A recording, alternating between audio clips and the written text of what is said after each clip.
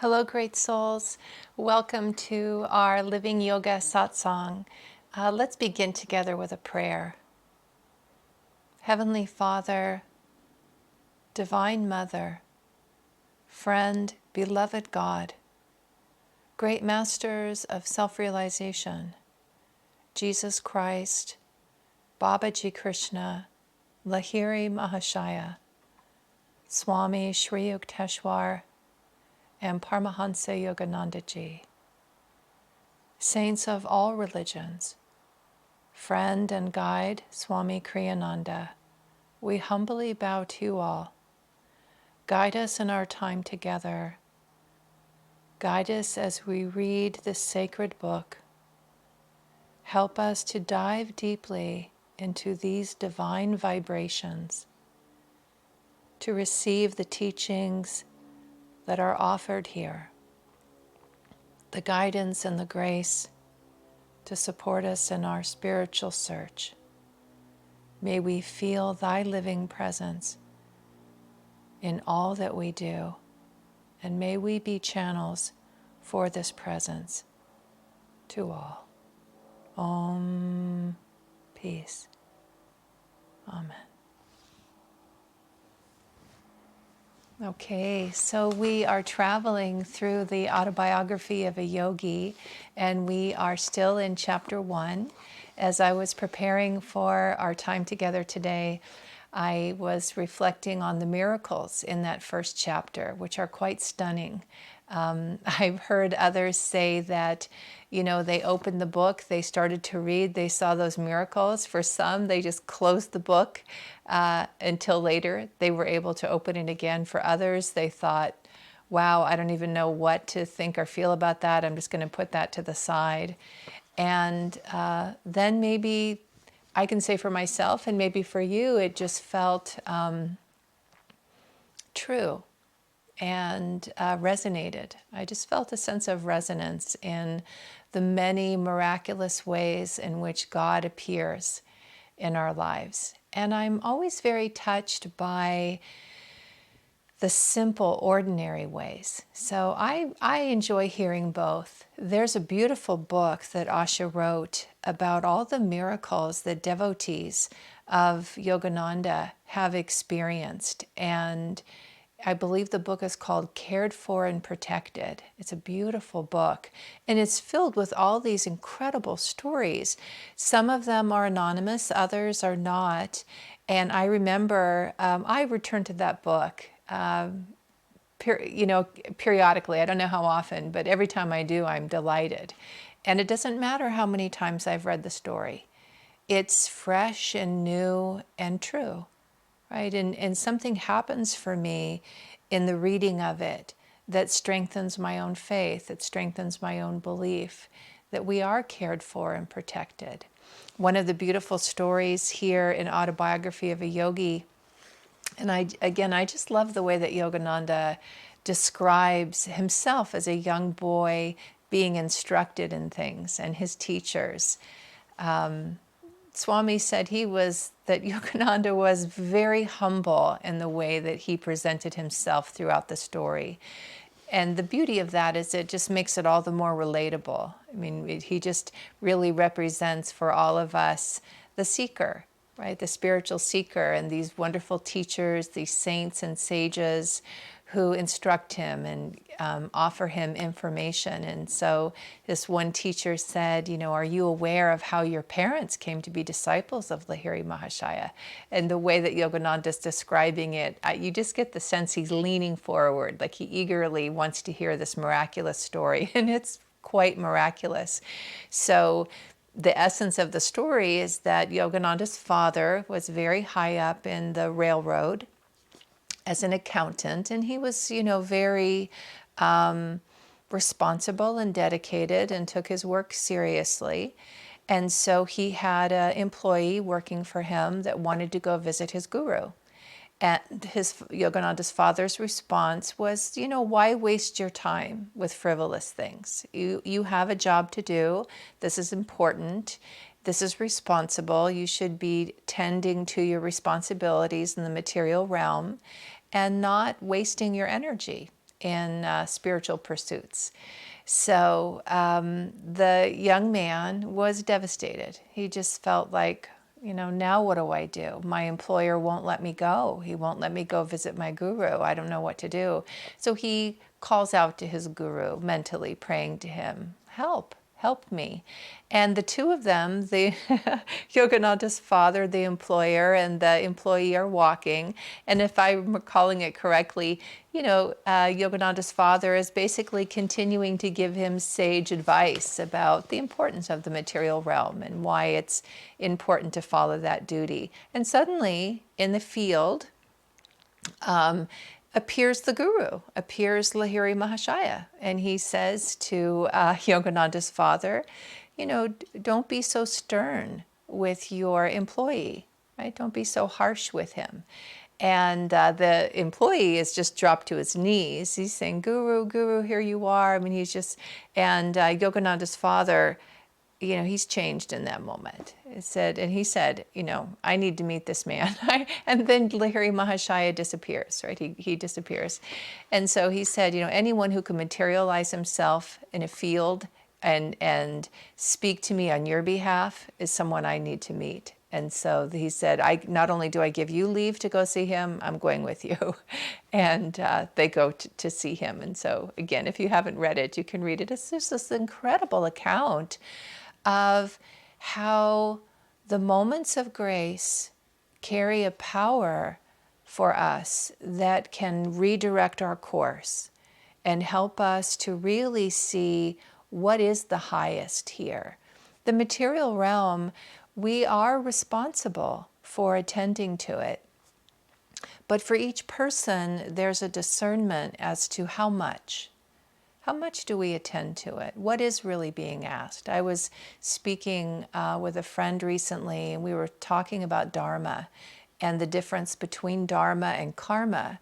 So dharma is described in yoga as sometimes you'll hear it as right action. The essence of dharma is that it's God's will in our life. So a dharmic act would be an act that furthers our spiritual awakening. And the result of that is that we experience an expansion of our consciousness. The other thing I can say about Dharma blesses. Yogananda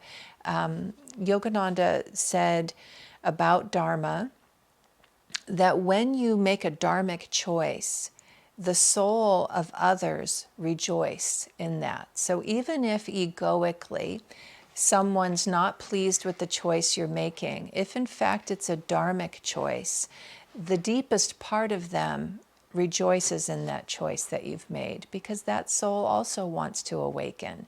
And the soul, the deepest part, recognizes it.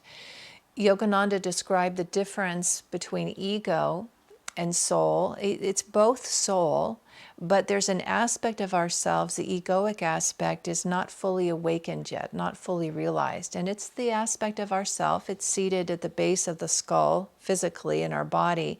That's where this consciousness is located. And it identifies with the physical body and the material realm. So, and our personality and our experiences. And that's an egoic perception, which sees reality as limited, sees ourself as limited, because the physical body has limitations, right? The material realm does have limitations, and there's duality in the material realm. So the soul awareness, when we talk about soul and ego in yoga, Yogananda, in general, what we're saying is that the aspect of ourself that is our highest self, our highest awareness, and super conscious. So from that place, we're always choosing God. Another famous statement of Yogananda's is the soul loves to meditate. So there's an aspect within us, a soulful aspect that rejoices when we are around Dharma, certainly when we choose Dharma, and when someone else does, right? So back to this conversation with my friend about dharma and karma.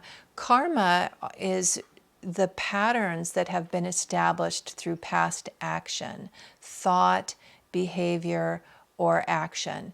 And it's repeated and it builds a momentum and it creates a pattern. And so it's a karmic pattern. And in the levels of consciousness, it would be subconscious. So it takes no awareness, no conscious awareness on our part to act karmically. And there's a certain magnetism and propelling quality to karma where we can feel compelled to do something. And we have to navigate that, right? We just have to navigate how much can I affect that karmic pattern and how much do I need to accept it as part of what I'm in, like a karma is playing itself out. Well, the more conscious we are, the more we can bring in every day a super conscious awareness, we can relate to the karmic patterns, at least from our highest awareness. And there can be some spaciousness around that. Asha has told the story that Swami Kriyananda said about a fellow, someone that she knew who was obviously going through a very difficult time. And Swami said, yes, they are in a very difficult karma, and they're just needing to, that karma is needing to complete itself. But they are rising to meet it and be with it in their highest way. You know, they're responding to it well. They can't change it. Sometimes that happens. So with karma, another spiritual teaching about it, there's kind of three ways of looking at a karmic pattern. If the pattern itself is almost finished, it's not, we're just about done with it, it doesn't take a lot to shift it. So maybe the pattern comes in and we kind of unconsciously start to go in a direction. But if as soon as we lift our gaze, as soon as we bring in some yogic tools, very quickly it disperses. It's like, oh, you know, that pull is just attended to, and we have definitely we have the power and the ability to go back on course to something that's dharmic. If it is a little bit stronger, right? That it's a little stronger is the best way I can say it. So there's more to be worked out here, and it's got a stronger pull on us. Then the image is that of rust on a mirror, and we have to really put out effort, really draw upon our spiritual practices. All the tools in yoga. Meditation is the supreme. The ultimate in meditation, Yogananda taught, was Kriya Yoga.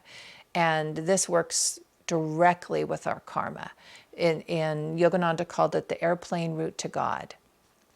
So our effort, the rubbing and the removing of the rust on the mirror, it can be done through effort. It takes a lot of effort, concentration, and then that could remove the karmic pattern, right? Or at least transition it from there to where it's almost finished. And as I said, it doesn't take much to just shift it. You catch it, you know, maybe a thought pattern. You're like, oh, there I go down that road again. Let me bring myself back, and you can. The other example or metaphor for karma is the baby in the womb. And that's a karma that has to complete, that it's on its own course. Things have been set in motion. It needs to be finished. Rubbing on the mirror, it's always a good idea. We want to be doing all that we can to shift and transform the karma and complete the karma. But some things, they're just going to take longer. And I will say for myself, these three metaphors have been helpful when I find myself in a pattern that, gee, how come I can't change it? Feels like I've put a lot of energy into transforming this. I don't understand why it's still here. And the practice of yoga has really helped me to keep giving that to God, keep giving that to the gurus. It's the guru's grace that transforms all of our karma. So even when it's the puff of smoke that I'm just a little bit of effort and it seems to dissolve, what's dissolving it is grace. It's not my effort. It's not even my meditation. I didn't do it. And the more that we practice, the more we become aware of that. So these miraculous stories, they really help the ego see its limitation. And they help us awaken to what is grace. And usually what we experience, part of how the mind expands to recognize the difference is what we could never do. So here, Yogananda's father sees the guru in a field materialized. That was undeniable to him. Like, okay, this man does have power. Prior to that, he was feeling like, oh, his employee just kind of got swept up in some kind of emotional fervor, that he's decided that that his guru, and I'll put quotations around it, like he just really didn't have respect for the way that his employee, his devotion, he didn't have respect for the devotion. It just felt like, you've decided this person is special and that you should follow him and give your time to him. And, but as soon as he saw him materialize in a field, he could admit this man does have power. Right, as Asha was listening to a talk of hers, I guess on Sunday, a beautiful Sunday service, and she was talking about a teacher she met early on before she had met Swami Kriyananda, and she said he was the real deal, right, as was Swamiji, right? And there are these moments where we go, whoa, now that's undeniable. That's something that expands us when we encounter it. There's a story in the book that Asha wrote. A few of them come to mind. As I said, I've read it many times, where, and one of the people who told the story is someone I know. It's a teacher I know up at the Expanding Light. So I just had the opportunity after I had read the story to say, that was remarkable. And I just loved her reply. She just very calmly and quietly said, it was. Right? It was just that there was such a depth of acknowledging the miracle. Without, the word that comes to mind in this moment is fanfare. At the very beginning of Autobiography, I was thinking of this in reflecting on the miracles. Let's see if I can find it. Let's see. I think it's the very first. Give me just a moment. See if I can get there.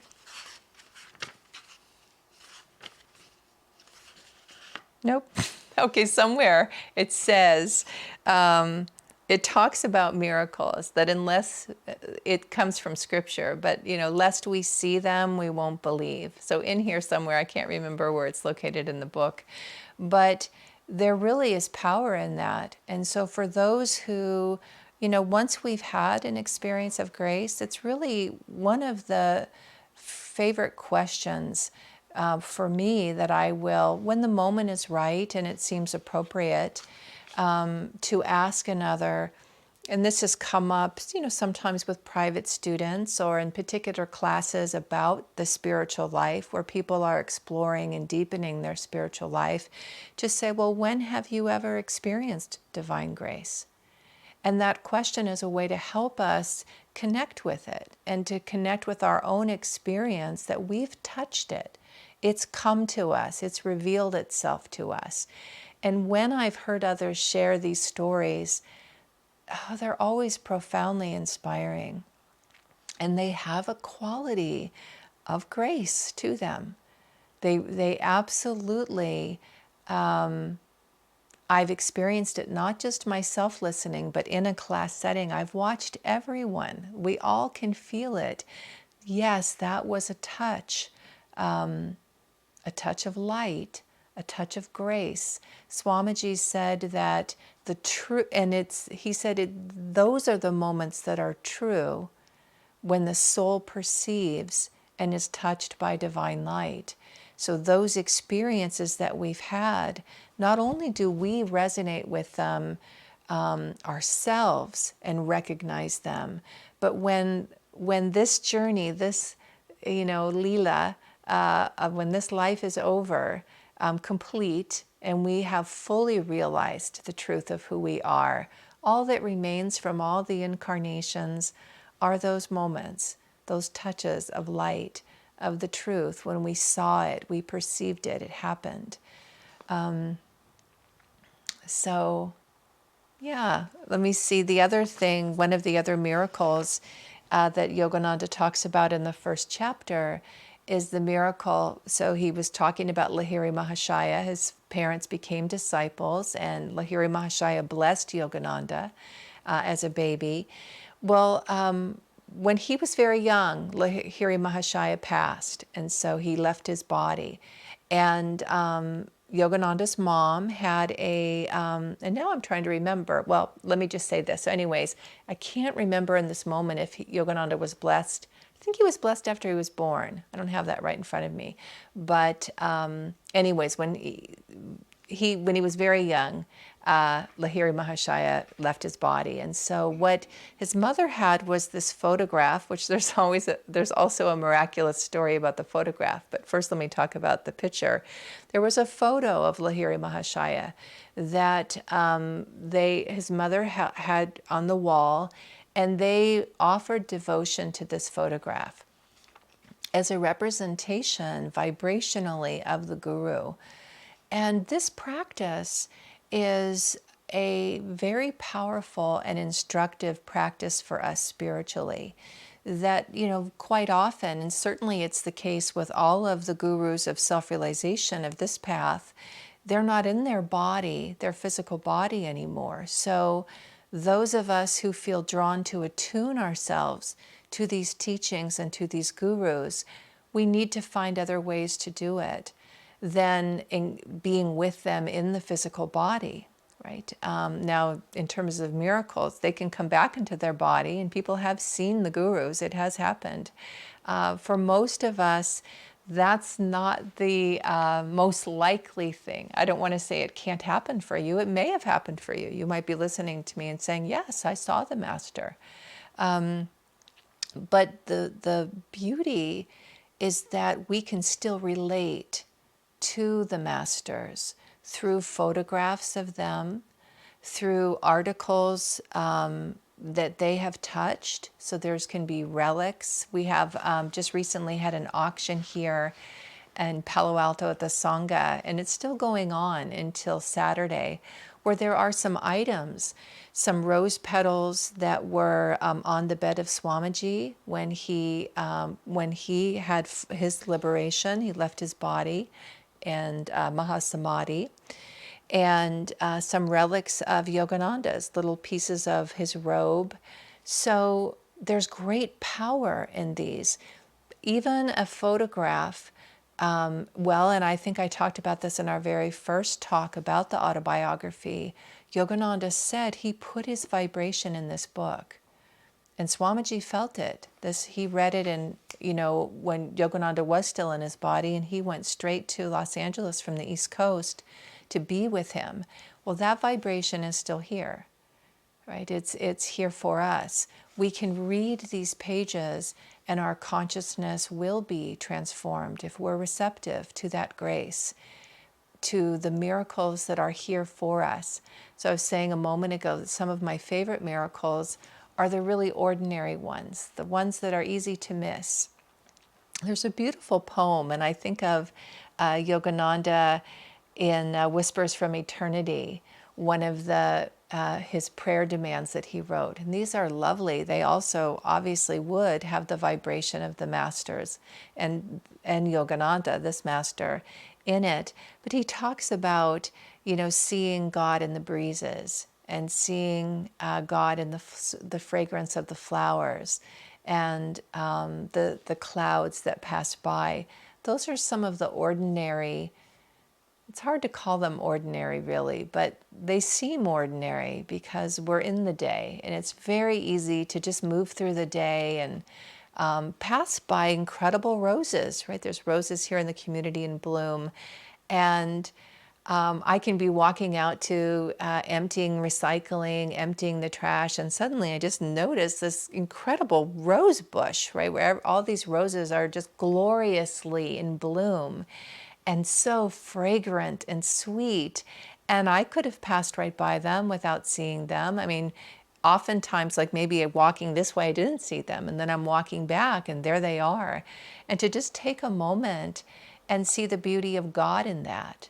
Yogananda tells the story, I believe he was in Mexico, and he was looking out off a vista, and he was looking at, I don't know exactly what, I can't remember what he was looking at, but what I recall in this moment is that it had to do with irrigation somehow.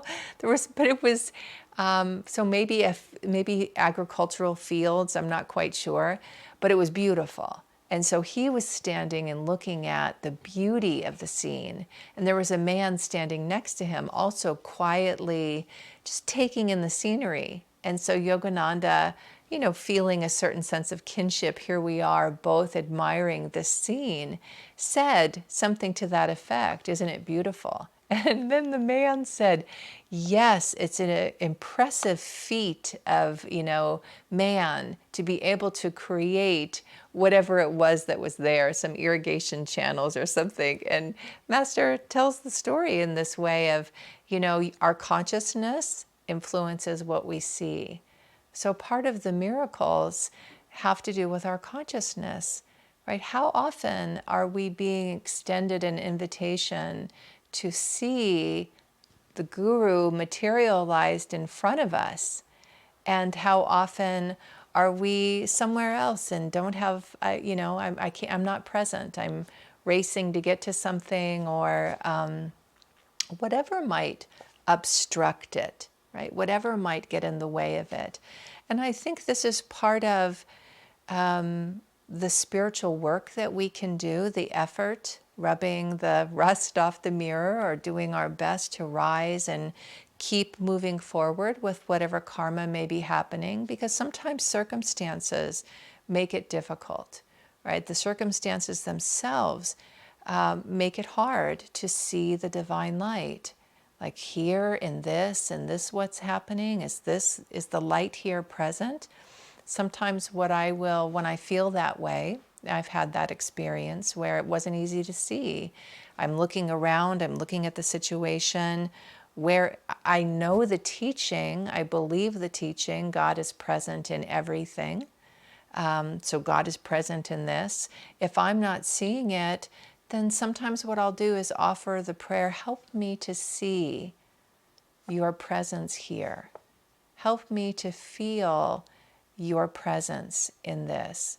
Help me to be open to your grace that I know is present in this moment and always flowing to me." So I recognize that I'm not able to perceive it in the moment, but it's there, and God could help me perceive it. If I ask, God can shift my consciousness so that I become aware of it.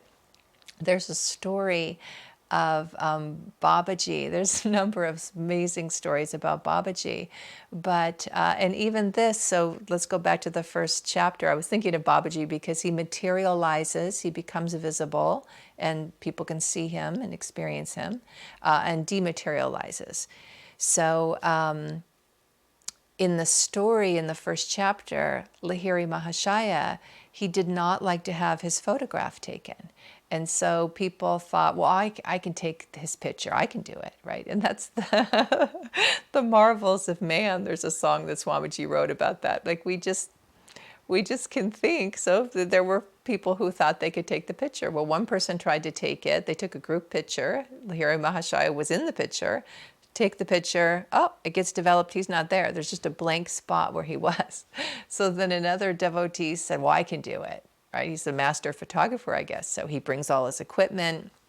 And Lahiri Mahashaya used to sit in lotus posture, and he was silent much of the time. So he's meditating, right? So he takes these pictures, and 12 pictures, none of them come out. And then he says to the guru, the guru chastises him a bit and says, I'm spirit. You can't contain spirit. So he's demonstrating, the grace can be extended, but we can't presume on that grace. I must have it. I will have what I want. That doesn't work that way. So Lahiri first said that, I'm spirit. This is spirit. You can't make that happen. And then he said, Guru, I'm sorry. Can I please have your picture? And he said, yes. Come tomorrow and you may take my picture. And Yogananda said it's his understanding it's the only photograph that was ever done of Lahiri. So we're just about out of time now. I just wish you, great souls, a beautiful week. And I invite you to open your eyes and call from your deepest self to the divine and look for the miracles, big or small. God's always here with us. That's the teaching. And let's see what happens for you this week. Many, many blessings to you.